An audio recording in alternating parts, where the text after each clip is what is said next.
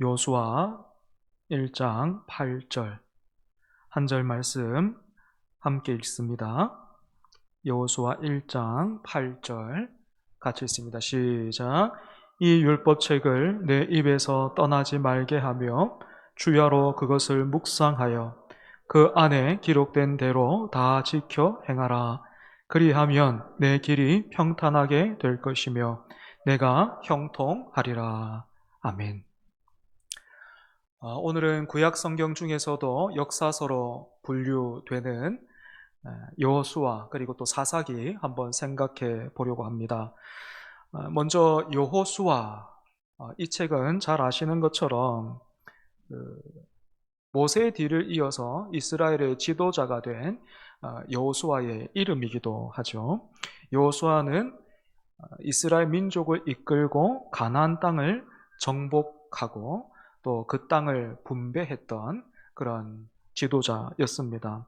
그렇기 때문에 이 여호수아서가 여호수아의 무용담을 기록하고 또 여호수아의 업적을 담고만 있는가, 그것만을 말하고 있는가 했을 때 그렇지는 않습니다. 하나님 나라 관점을 통해서 볼 때에 여호수아서는요, 하나님께서 아브라함에게 주셨던 언약의 성취를 담고 있습니다. 오늘 오전에도 잠시 언급했죠, 그죠?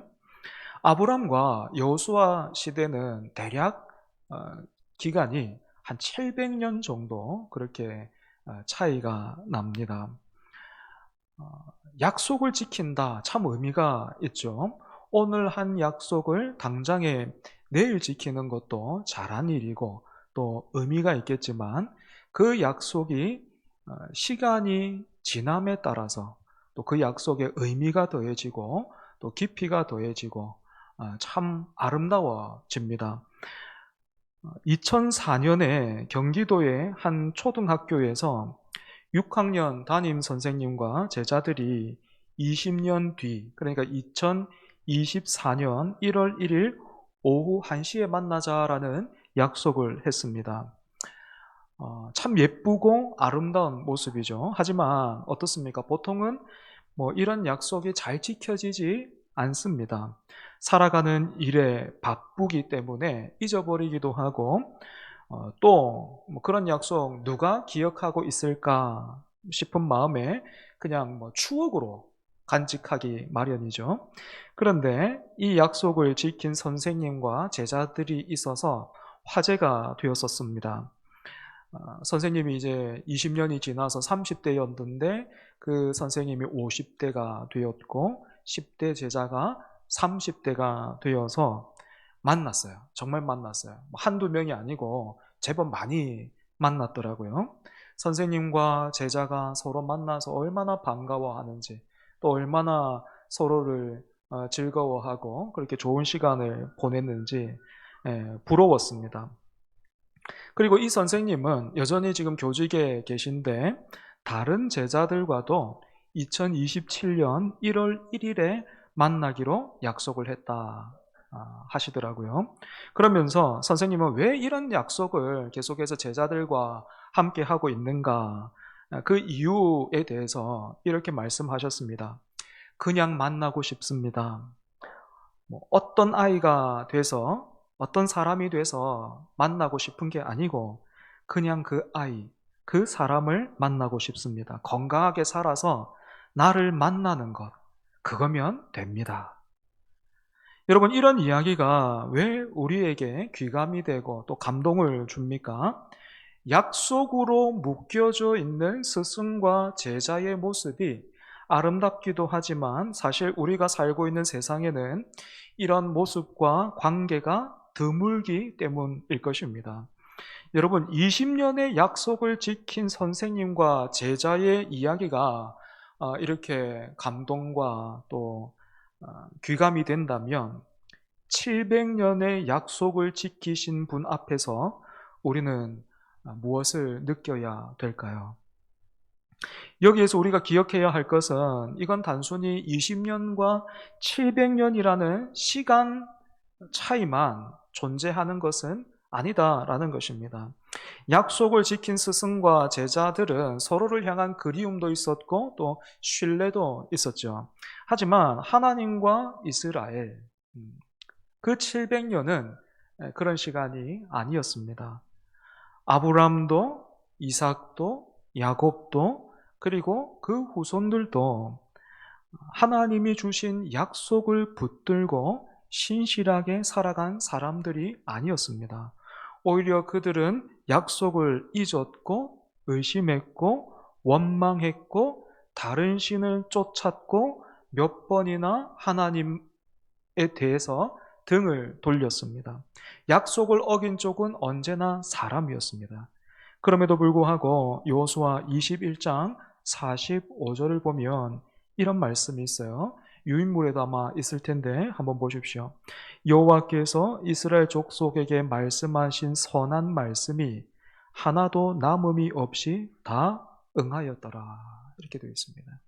여호와께서 이스라엘 족속에게 말씀하신 선한 말씀이 하나도 남음이 없이 다 응하였더라. 이스라엘 백성들, 사람이 하나님 앞에서 보였던 어떤 모습, 그리고 또 그 자격만 묻고 따진다면 하나님이 주신 약속 중에 어느 하나 누릴 수 없는 사람들이었음에도 불구하고 하나님은 주신 약속을 하나도 빠뜨리지 않고 이루셨습니다. 여기에서 우리가 붙들어야 될 진실이 있죠. 언약이 성취된 근거는 이스라엘의 신실함이 아니라 하나님의 신실하심이었다라는 것입니다. 앞서 말씀드린 선생님은 어떤 아이가 돼서 만나고 싶은 게 아니고 그냥 그 아이를 만나고 싶다라고 했습니다. 그런데 놀랍게도 하나님이 이스라엘을 대하시는 마음이 이와 같습니다. 신명기 7장 7절에서 8절을 세 번역으로 읽어보겠습니다. 여러분 그 유인물에는 그 두 절이 다 있지는 않아서 제가 읽을 때 여러분들 눈으로 한번 보시기 바랍니다. 주님께서 당신들을 사랑하시고 택하신 것은 당신들이 다른 민족들보다 수가 더 많아서가 아닙니다. 오히려 당신들은 모든 민족 가운데서 수가 가장 적은 민족입니다. 그런데도 주님께서는 당신들을 사랑하시기 때문에 당신들 조상에게 맹세하신 그 약속을 지키시려고 강한 손으로 당신들을 이집트 왕 바로의 손에서 건져내시고 그 종살이 하던 집에서 이끌어내어 주신 것입니다. 이 신명기 7장 7절에서 8절의 말씀 우리가 잘 기억하고 또 한번 새겨볼 필요가 있을 것 같아요. 뭐 이렇게 이제 저 같으면 이렇게 한번 적용해 볼 수 있을 겁니다.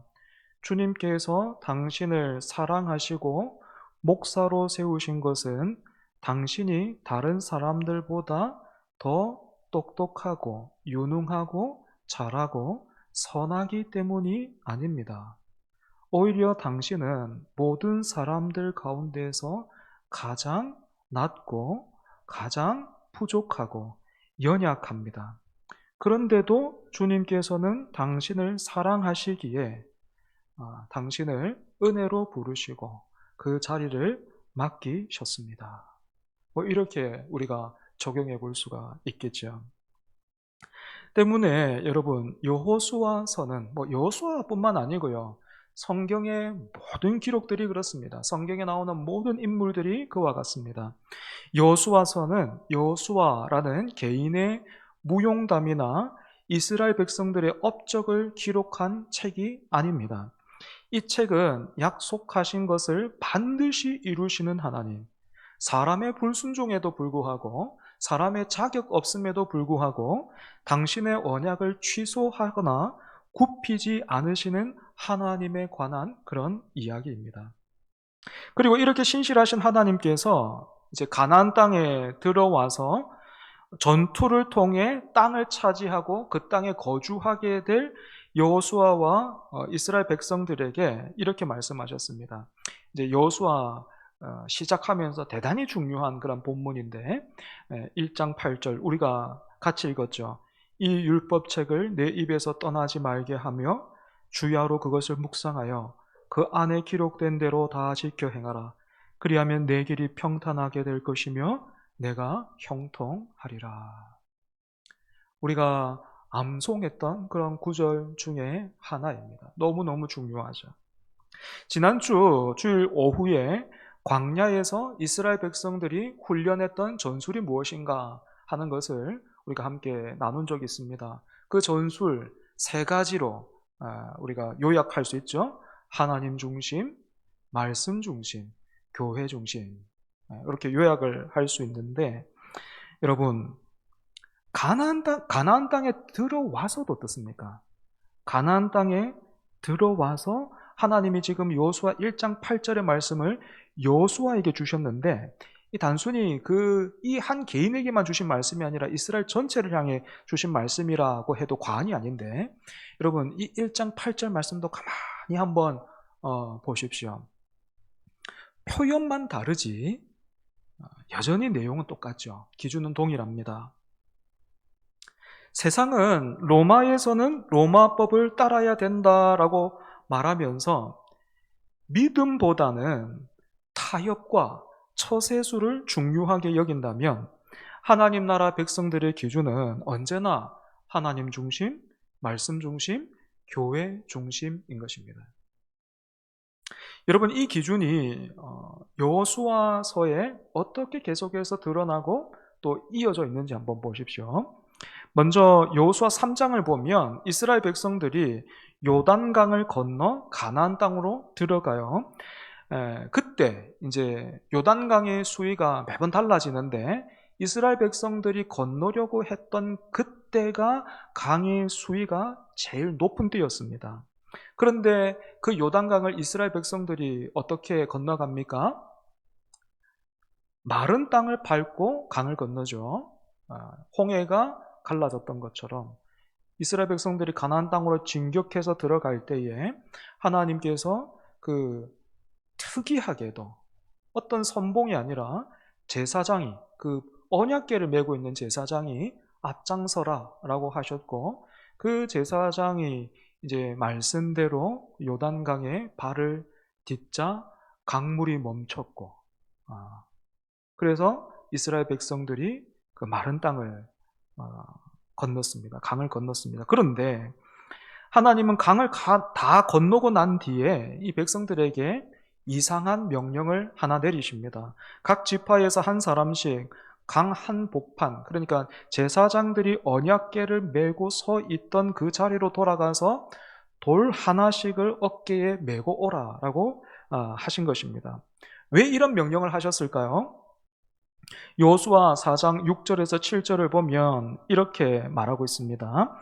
이것이 너희 중에 표징이 되리라. 후일에 너희의 자손들이 물어 이르되 이 돌들은 무슨 뜻이냐 하거든 그들에게 이르기를 요단물이 여호와의 언약궤 앞에서 끊어졌나니, 곧 언약궤가 요단을 건널 때에 요단물이 끊어졌으므로 이 돌들이 이스라엘 자손에게 영원히 기념이 되리라 하라 하니라.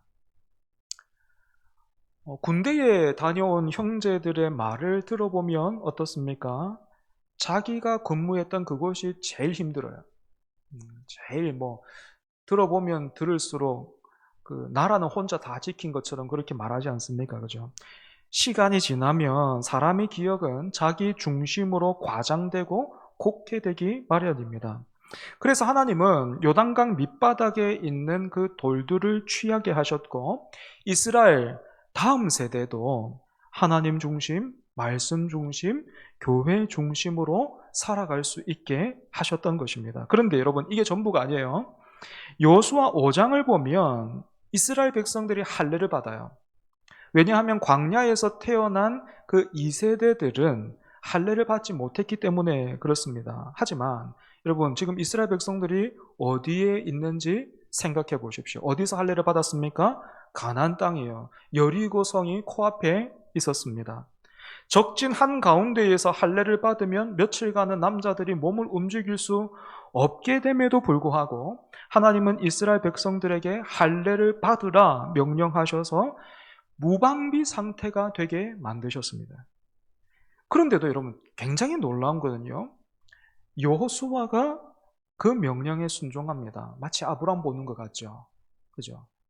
저 같으면 불안했을 것 같아요. 너무 불안하고 두려웠을 것 같은데, 과연 여호수아, 그 12명의 정탐꾼으로 갔을 때도 갈렙과 더불어서 믿음의 보고를 했던 사람, 그리고 또 모세 곁에서 마치 이삭이 그랬듯이 아버지를 통해 변하지 않는 하나님을 만난 그 이삭처럼 여호수아도 모세를 통해서 그렇게 하나님을 경험했던 것 같아요. 그래서 그 명령에 순종하고, 더 놀라운 건, 저는 요단강이 멈춰 섰다는 것도 기적인데, 더 놀라운 건 그 할례를 명하시는 그 명령에 여호수아가 순종하는 건 어느 정도 이해가 돼요. 이해가 되는데, 그런데 이스라엘 백성들도 거기에 순종하더라라는 거예요. 아무도, 성경을 보면 아무도 여기에 반발을 하고 누가 불만을 제기하고 이게 무슨 짓이냐라고 말하고 그런 사람이 없어요. 다 할례를 받습니다. 이게 기적이죠. 그죠? 이스라엘 백성들이 어떤 모습을 보였는데, 광야에서 어떤 모습을 보였는데, 그런데 이들이 가나안 땅에 들어와서 할례를 받으라 명령하시는 그 하나님 말씀에 다 순종을 하더라라는 것입니다. 여러분, 하나님은 왜 적진에서 그 여리고성 앞에서 할례를 명령하셨겠습니까? 전쟁에 나가기 전에 먼저 너희가 누구의 백성인지를 분명히 해라. 확인하라. 싸움의 승패는 무기나 병력에 달려 있는 것 아니라 하나님과의 관계에 달려 있다라는 것을 확실하게 하시는 거예요. 몸에 그냥 다시 한번 새기시는 겁니다. 그리고 이 사실이 여리고성 전투에서 증명이 됩니다. 이스라엘 백성들 입장에서는 공성전을 벌일 만큼의 어떤 그런 변변찮은 무기도 없었고, 그 성을 함락시킬 만한 탁월한 전략이나 전술도 없었지만 하나님의 말씀에 순종함으로 이길 수 없는 전투에서 이들이 승리합니다. 그에 반해 여리고성 전투에 또 어떤 전투 있었습니까? 아이성 전투가 있죠. 그죠? 그 아이성 전투에서는 참패를 당합니다. 아이성은 규모로 따지자면 여리고성과 비교할 수 없었습니다. 그래서 아이성을 정탐하고 왔던 이스라엘 백성들은 스스로도 이렇게 말해요. 다 올라갈 필요가 없다. 우리 중에 2, 3천 명만 올라가서 아이를 치게 하자. 그렇게 보고했습니다. 그러니까 이 아이성 전투는 딱 봐도 이거는 질 수가 없는 싸움인 거예요. 그럼에도 불구하고 아이성 전투에서 이스라엘이 패배를 하죠. 이유가 무엇입니까? 여리고성 전투에서 아무것도 취하지 말고 모든 것을 진멸하여 바치라 하셨던 그 말씀에 아간이라는 사람이 불순종했기 때문입니다. 하나님의 백성이 하나님의 말씀에 순종하면 이길 수 없는 싸움에서도 승리할 수 있지만, 불순종하면 질 수 없는 싸움도 패배할 수밖에 없다라는 것을 하나님이 또렷하게 가르치시는 거예요. 분명하게 가르치신 것입니다. 이렇게 이스라엘 백성들이 가나안 땅을 정복해 나가는 과정에서 우리가 한 가지 생각하고 짚고 넘어가야 될 주제가 있습니다. 아마 여러분들 구약 성경 읽으면서 많이 혼란스럽고 어려웠던 그런 주제 중에 하나가 될 텐데, 바로 모든 것을 온전히 하나님께 바치라라는 그런 명령입니다.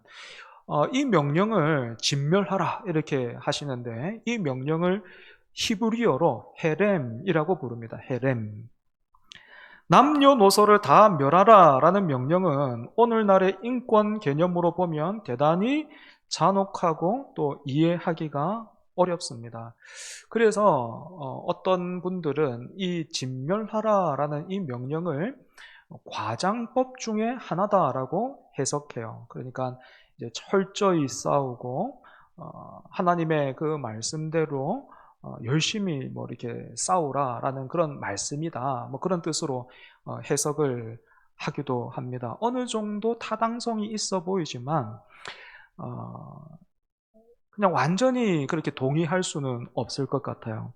먼저는 헤렘의 뜻을 우리가 알 필요가 있겠습니다. 헤렘은 완전히 구별하여 하나님께 바친다라는 뜻이에요. 완전히 구별하여 하나님께 바친다. 때문에 이 헤렘의 핵심은 잔혹함에 있는 것이 아니고요. 성별, 거룩하게 구별하는 데 있어요. 헤렘은 거룩하게 구별하는데 그 목적이 있습니다.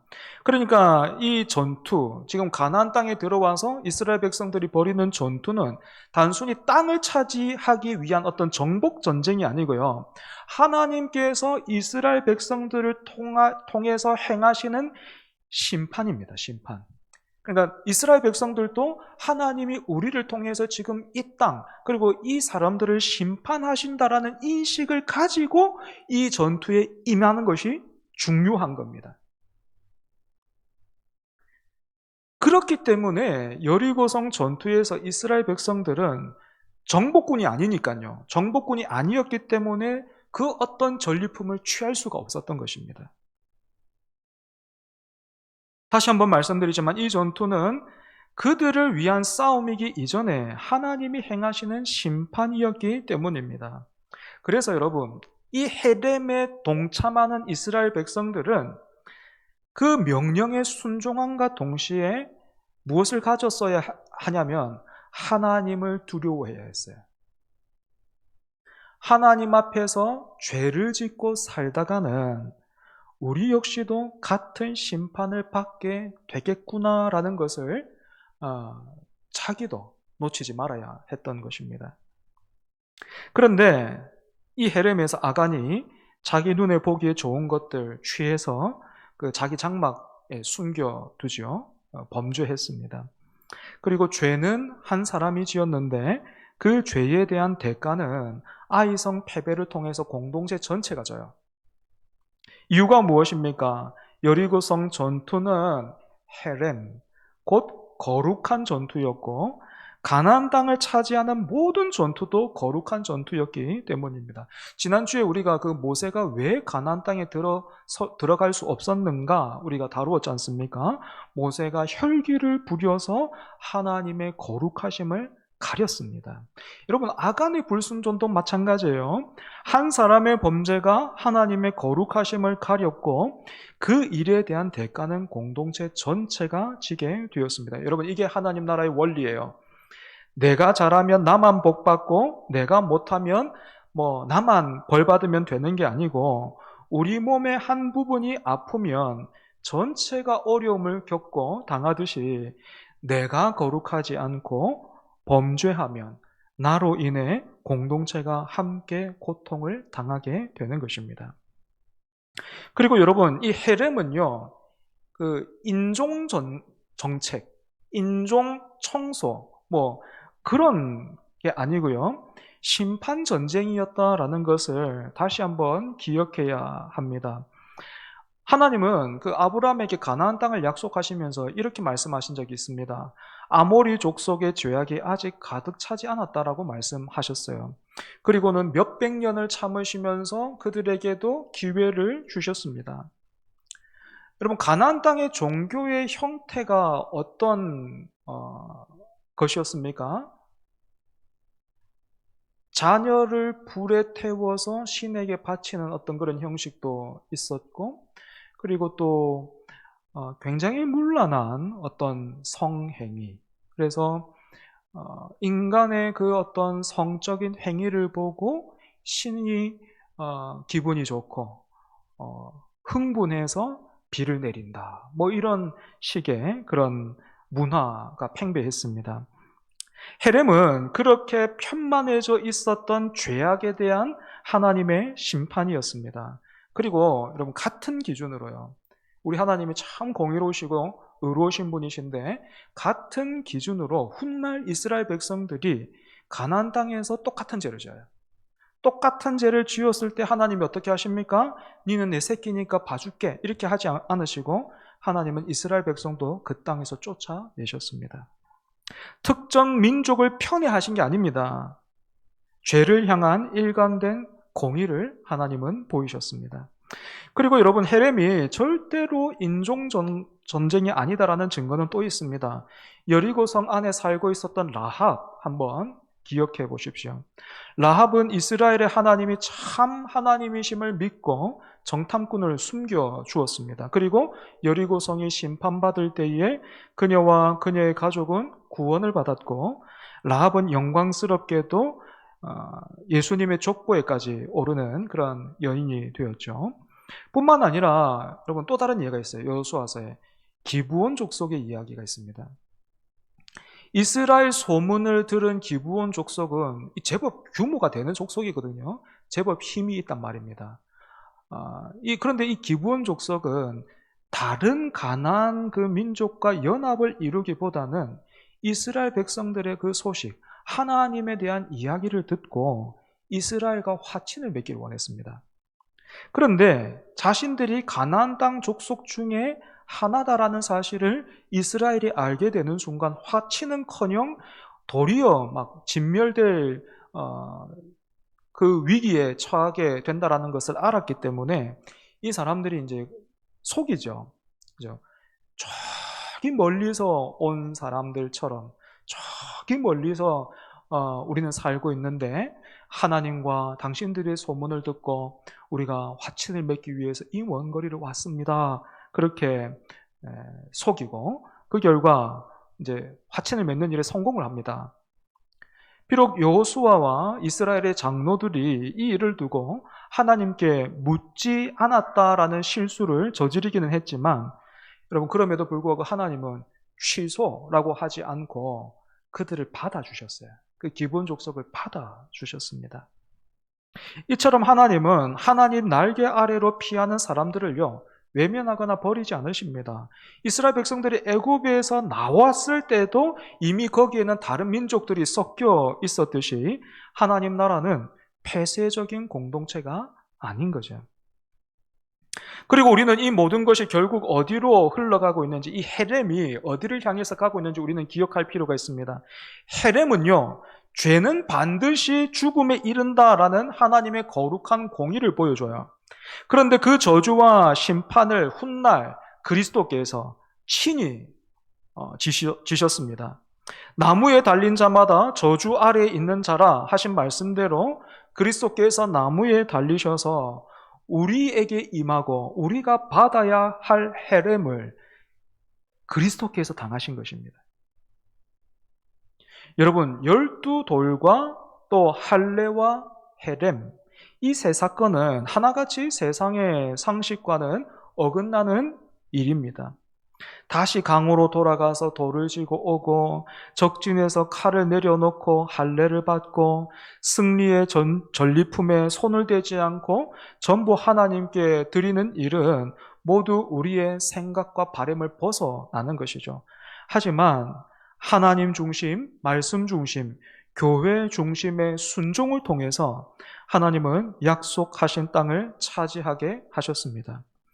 이것이 여호수아서가 보여주는 하나님 나라 백성의 기준이 되는 거예요. 이렇게 여호수아서가 하나님의 신실하심으로 약속의 땅을 차지해가는 이야기라면 바로 이어지는 사사기는 정반대의 이야기입니다. 받은 땅에서 하나님 나라를 이루어가는 일에 처참하게 실패하는 이스라엘의 모습을 사사기가 담고 있는 거죠. 그런데 이 실패에는 분명한 이유가 있습니다. 사사기 1장을 보면 각 지파가 가나안 족속을 다 쫓아내지 못했다라는 보고가 반복해서 등장해요. 므낫세도 에브라임도 스불론도 아셀도 납달리도 그 땅의 주민을 다 쫓아내지 못했고 그들과 함께 살기로 결정을 했습니다. 하나님은 분명히 그 민족들을 다 몰아내라라고 말씀하셨는데 이스라엘은 그렇게 하지 않았던 것입니다. 왜냐하면 그게 편해 보였거든요. 그럴 수 있는 힘이 있었거든요. 다 쫓아내는 것보다 같이 살면서 그 약한 사람을 부리는 편이 훨씬 더 좋았던 거예요. 그런데 바로 이 불순종이 모든 비극의 씨앗이 됩니다. 쫓아내지 않고 남겨두었던 그 민족들이 이스라엘에게 무엇이 되었습니까? 사사기 2장은 그들이 너희 옆구리에 가시가 되며 그들의 신들이 너희에게 올무가 되리라 하신 그 말씀대로 그대로 되었다라고 말하고 있습니다. 함께 살면서 이스라엘 백성들은 그 이방인들의 신들을 쫓아 섬기게 되었고 하나님을 버리고 바알과 아세라를 쫓게 된 것입니다. 여러분 여기서 우리가 좀 잘 이해할 필요가 있는데 이스라엘 백성들이 하나님을 떠났다, 하나님을 버렸다. 그리고 우상을 섬겼다라는 이 말, 이스라엘 백성들이 개종을 했다라는 말은 아니다라는 것은 알고 있죠.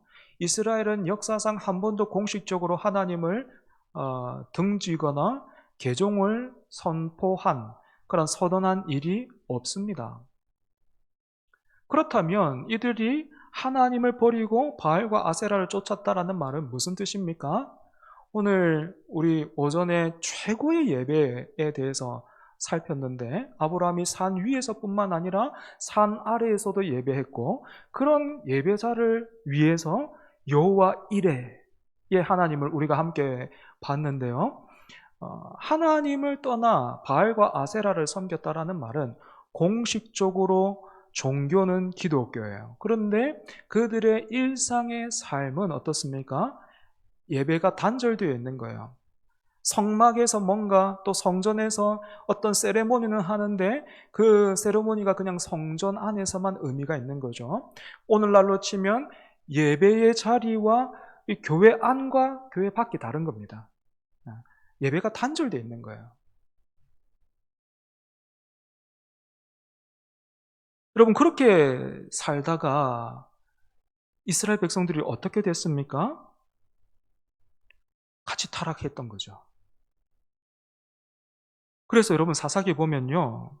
대단히 슬픈 어떤 사이클, 안타까운 그 사이클이 계속 반복돼요. 이스라엘이 하나님을 버리고 우상을 섬기면 하나님이 이방 민족의 손에 그들을 넘기시고 그래서 막 이스라엘 너무 힘들어가지고 부르짖으면 하나님이 사사를 세워서 건지시고 잠시 평안을 누리다가 그 사사가 죽고 나면 또다시 그 사이클이 또 반복되는 거예요. 그래서 여러분 사사기에 보면 무려 12명의 사사가 등장합니다. 중요한 건 12명의 사사가 전부가 아니었던 것 같습니다. 다른 사사들도 있었을 겁니다. 그런데 이제 중요한 어떤 사람들만 뽑아 놓은 건데 그 사람들만 12명이었어요. 마치 나선형 계단을 타고 이렇게 점점 내려가는 것처럼요. 이 순환이 반복될수록 이스라엘이 점점 더 깊은 타락으로 떨어져 갑니다. 사사기가 이처럼 처참한 실패를 요약하는 사사기를 보면요. 이 실패를 요약하는 말씀이 있습니다. 이 사사기의 주제라고도 할 수 있는데 2번이나 반복돼요. 그때에 이스라엘의 왕이 없으므로 사람이 각기 자기의 소견에 옳은 대로 행하였더라. 왕이 없었다라는 말은 인간 그 왕정이 세워지지 않았다라는 뜻이 아닙니다. 이스라엘의 진정한 왕은 하나님이시잖아요. 때문에 왕이 없었다라는 것은 이스라엘이 하나님을 자기의 왕으로 인정하지 않았다라는 것입니다. 다시 한번요. 이스라엘이 하나님을 왕으로 인정하지 않았다라는 이 말은 그 왕을 기뻐하지 않았다라는 겁니다. 그러니까 우상 숭배를 하는 겁니다. 여러분, 오늘 우리는 어떻습니까? 여러분은 하나님을 믿죠?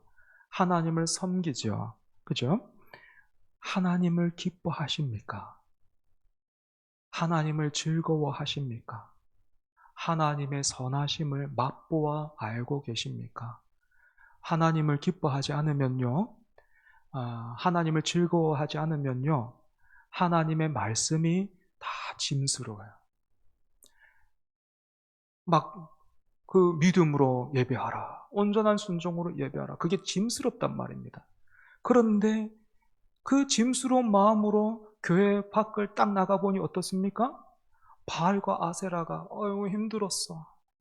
하나님이 또 뭘 하시대? 아이고 그랬어. 하나님은 왜 그렇게 모질게 말하시는지 몰라.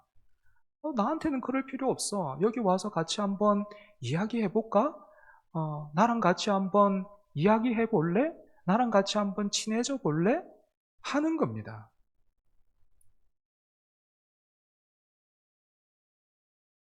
여러분은 어떻습니까? 이스라엘 백성들은 하나님을 왕으로 인정하지 않았습니다. 엄밀히 말하면 왕이심은 알아요. 딱히 부인하지도 않습니다. 이스라엘 백성들 중에 누가 하나님이 왕이 아니라고 말하겠습니까? 누가 참신이 아니라고 말하겠습니까? 인정한다니까요. 그런데 그 왕이 기쁘지 않다니까요. 오늘 우리는 어떻습니까? 여호수아서에서 그렇게나 강조했던 하나님 중심, 말씀 중심, 그 교회 중심이 사사기 와서 다 무너지는 거예요. 하나님 나라 백성들이 그 약속하신 땅에 들어오기는 했는데 그 통치를 거부하자 이스라엘 백성들, 그 나라가 무너지기 시작하는 겁니다. 그래서 여러분, 이스라엘이 얼마나 타락했는지 그걸 보여주는 증거가 사사기 끝에 보면 두 개의 이야기로 두 개의 이야기가 부록처럼 붙어 있죠. 하나는 뭡니까? 단 지파의 이야기입니다. 미가라는 사람이 자기 집에 신당을 만들고 우상을 세워두고 레위인이 막 떠도는 레위인이 하나 있었는데, 레위인이 떠돌고 있다는 것 그 자체가 지금 사사기가 어떤 시대에 있는지 보여주고 있죠. 성막을 지키고 또 성막의 일들을 해야 되는데, 그 레위인들이 살아가려면은 다른 지파 사람들이 그 11조를 잘 바쳐줬어야 됐는데 이 다 무너지니까 레위인들도 먹고 살아야 되니까 이 레위인이 떠돌기 시작하는 거예요. 그 사람 중에 한 명이 그 미가 집에 들어가서 제사장이 됩니다. 레위인 하나가요, 개인 제사장이 되는 겁니다. 이것만 해도 참 좀 뭔가 괴상한 일인데, 더 괴상한 일이 일어나죠. 단 지파가 이주할 땅을 찾다가, 분명히 하나님이 주신 땅이 있는데, 분배받은 땅이 있는데 그 땅 차지하는 일에는 힘을 안 쓰고 힘들고 어렵다라는 이유로 막 떠돌다가 그 미가라는 그 사람의 집에 가가지고 갔다가 어떻게 합니까? 그 우상과 제사장을 통째로 빼앗아가지고 아예 그냥 단 지파 전체가 우상 숭배의 중심이 되어버리고 맙니다. 이거 완전히 무너진 거잖아요. 그죠? 다른 하나는요, 더 참혹한 이야기입니다. 아시죠? 레위인의 첩 이야기입니다. 제목부터가 그냥 그죠? 예. 오늘날 유튜브에도 이런 썸네일 달았다 그러면은 조회수가 엄청날 텐데, 사사기에 벌써 그런 게 있어요. 레위인의 첩 이야기. 이 레위인에게 첩이 있었는데 그 첩이 무슨 일이 있었는지 그 남편을 떠나서 친정으로 가죠. 그래서 그 남편 된 레위인이 달래기 위해서 그 집으로 갔다가 돌아오는 길에 그 베냐민 지파에 속한 그 기브아라는 곳에서 일이 일어납니다. 그 성읍 사람들에게 그 첩이 밤새도록 그렇게 성폭행을 당하고 죽게 되죠. 그것도 그렇게 찾아갔던 레위인이 자기 그 첩을 그 사람들에게 마치 짐승에게 먹이를 주듯이 그렇게 내어주지 않습니까? 그 일로 인해서 또 이제 그 레위인이 그 죽은 시체, 경우에 따라서는 어떤 사람은 죽지 않았다, 실제로 죽인 것은 그 레위인이었다, 그렇게 보기도 하는데, 아무튼 그 시체를 싣고 와서 그 너무나도 잔혹하게도 그 시체를 토막을 내죠. 토막을 내서 토막 낸 시체를 이스라엘 전역에 뿌립니다. 지금 우리 안에 이러한 일들이 있다라고 그렇게 알린 거죠. 그리고 그 결과 내전이 일어납니다. 다른 지파들과 베냐민 지파 사이에 내전이 일어나고 그 일로 인해서 베냐민 지파가 거의 멸망하기 직전까지 갑니다. 여러분, 이것이 어떤 장면입니까? 하나님이 심판하려고 하셨던 그 가나안의 백성들의 모습과 타락이 이제 그 이스라엘 안에서 그대로 재현되고 있는 거예요. 쫓아내야 할 죄악을 쫓아내지 않았더니 결국에는 어떻습니까? 이스라엘 자신이 그 죄악을 닮아버렸습니다. 하나님이 심판하신 그 민족들보다 오히려 더 타락한 자리에까지 떨어지고 말았던 것입니다. 말씀을 정리하겠습니다. 여호수아서와 사사기를 나란히 놓고 볼 때 드러나는 하나님 나라의 진실이 있어요. 여호수아서에서 하나님은 신실하게 약속을 지켜서 땅을 주셨습니다. 그런데 사사기에서 백성들은 그 땅에서 하나님을 왕으로 모시는데 실패하죠. 문제는 언제나 하나님이 아니라 사람 쪽에 있었습니다. 여호수아 같은 지도자도 사사 같은 구원자도 결국에는 이스라엘을 근본적으로 바꾸지는 못했습니다. 아무리 훌륭한 지도자가 세워진다 해도 인간 지도자로는 하나님 나라를 완성할 수 없다라는 것. 이것이 사사기가 우리에게 뼈아프게 가르쳐주는, 그리고 또 역사서에 등장하는 왕들이 가르쳐주는 이야기입니다. 진실이에요. 때문에 무엇을 말합니까? 우리에게는 참된 왕이 필요하다라는 것을 말하는 거예요. 그리고 그 왕은 예수 그리스도가 되신다. 성경이 가르치고 있는 것이죠. 여호수아서가 하나님은 약속을 지키신다라는 것을 보여줬다면 사사기는 그런데 사람에게는 참된 왕이 필요하다라는 것을 보여줍니다. 이 두 책이 함께 우리로 하여금 왕 대신 그리스도 앞으로 데리고 가고 있는 것입니다. 이번 한 주간 크고 작은 선택 앞에서 내 소견에 옳은 대로가 아니라 왕 대신 주님 보시기에 옳은 대로 살아가는 저와 여러분 되기를 바랍니다. 우리 찬송하겠습니다. 찬송가 347장입니다. 347장 허락하신 새 땅에.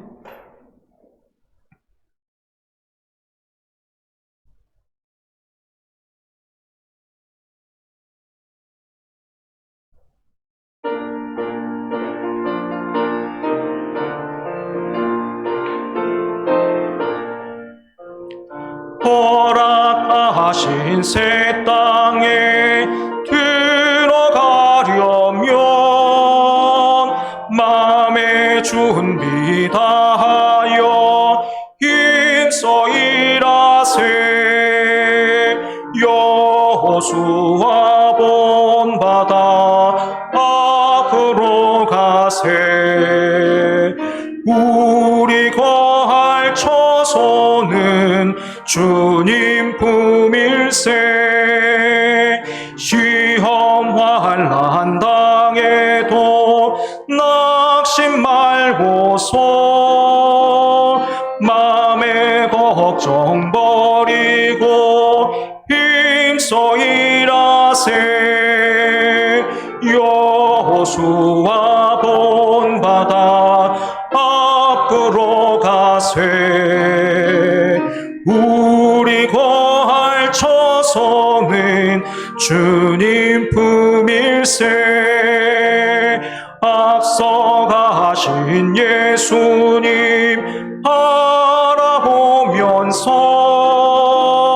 모두 마음을 합하여 힘써 일하세. 여호수아 본받아 앞으로 가세. 우리 거할 처소는 주님 품일세. 일할 곳이 아직도 많이 있으니 담대하게 나가서 힘써 일하세. 여호수아 본받아 앞으로 가세. 우리 거할 처소는 주님 품일세. 이 시간 같이 한번 기도하겠습니다.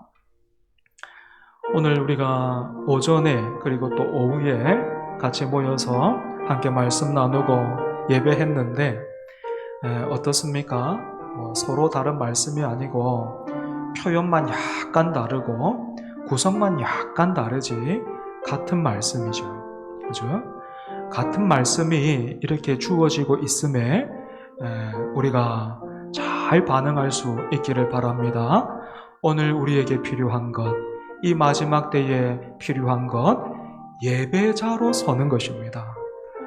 무엇보다 세상에 무엇을 가지고 세상에서 어떤 사람이 되는 것, 그것도 참 감사한 일이지만 그 무엇보다도 예배자로 서는 것, 예배자로 살아가는 것.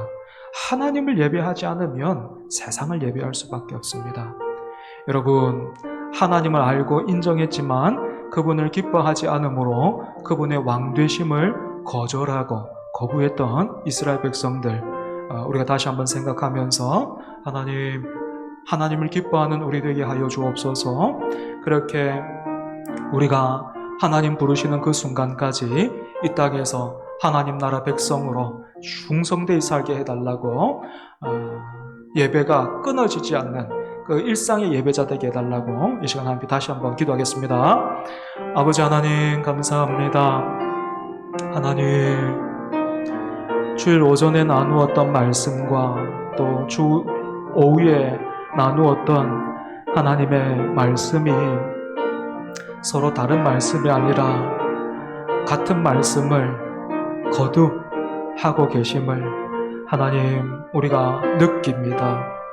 하나님, 이렇게 말씀하시는 하나님, 그 말씀에 우리가 잘 반응할 수 있기를 원합니다. 지루하게만 여기고 또 식상하게만 여기고, 마치 세상의 사람들이 그 새로운 것들을 찾아서 어떤 그 도파민을 주는 그런 어떤 것들을 찾아서 여기 기웃 저기 기웃하는 그런 사람들처럼 우리가 그리 살지 말게 해주시고, 하나님 반복해서 말씀하시고 다시 한번 말씀하실 때면 이 말씀이 우리에게 필요한 말씀임을 깨닫게 해주시고 그 말씀에 믿음으로 반응할 수 있는 우리 되게 하여 주시옵소서. 하나님, 우리가 예배자로 살게 해 주시옵소서. 주일뿐만 아니고 하나님, 월요일부터 토요일까지 그 일상도 하나님 앞에서 살아가는 예배자 되게 해 주옵소서.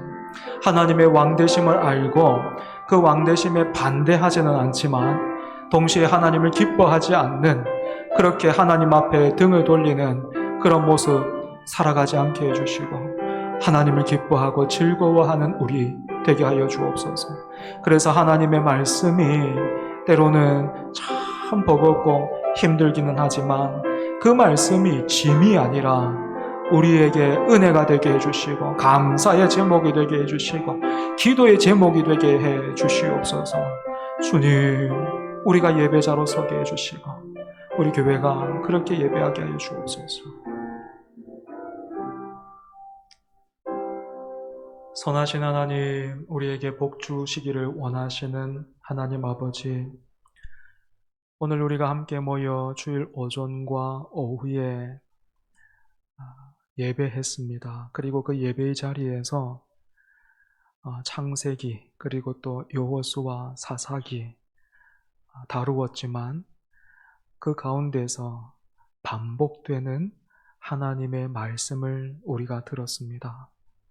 예배자로 서라 하십니다. 하나님을 기뻐하라 하십니다. 하나님, 이 말씀이 우리에게 식상하게 또 가볍게 의미 없게 다가오고 있다면 우리 영혼의 병이 들었습니다. 하나님, 우리를 고쳐주시옵소서.